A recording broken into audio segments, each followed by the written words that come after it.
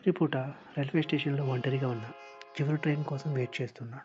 ఒక పాతకాలపు రైలు వచ్చి ఆగింది. అందులో లైట్లు చాలా డల్‌గా ఉన్నాయి.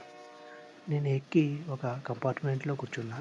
అందులో చాలామంది ప్రయాణికులు ఉన్నారు. అందరూ పాతకాలం బట్టలు వేసుకున్నారు. ఎవరూ మాట్లాడడం లేదు. కదలడం లేదు. అందరూ తలదించుకుని కూర్చున్నారు. ట్రైన్ కదిలింది. టీసీ వచ్చాడు. అతని యూనిఫామ్ చిరిగిపోయి ఉంది. శరీరం కాలిపోయిన గాయాలతో ఉంది. నన్ను చూసి ఒక నవ్వు నవ్వాడు.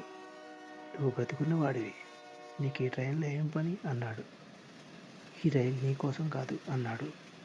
నేనప్పుడు చుట్టూ గమనించాను. ఆ కంపార్ట్మెంట్‌లో ఉన్న అందరికీ కళ్ళు లేవు.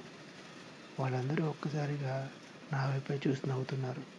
నేను గట్టిగా అరిచాను. వెంటనే నా పక్కనున్న ఫ్రెండ్ "ఏమైంది? ఏమైంది?" అన్నాడు. అప్పుడు వెంటనే స్పృహలోకి వచ్చాను. అది కల, నా ఊహ. కానీ వెంటనే అక్కడి నుంచి బయటకు వచ్చి ఆటో ఎక్కి వెళ్ళాము. అప్పటి నుంచి నేనెప్పుడూ కూడా ట్రైన్ ఎక్కలేదు. నిజంగానే ట్రైన్ చాలా భయానికి గురి చేసింది నన్ను. ట్రైన్ అంటేనే భయంతోనే ఉంటానెప్పుడు.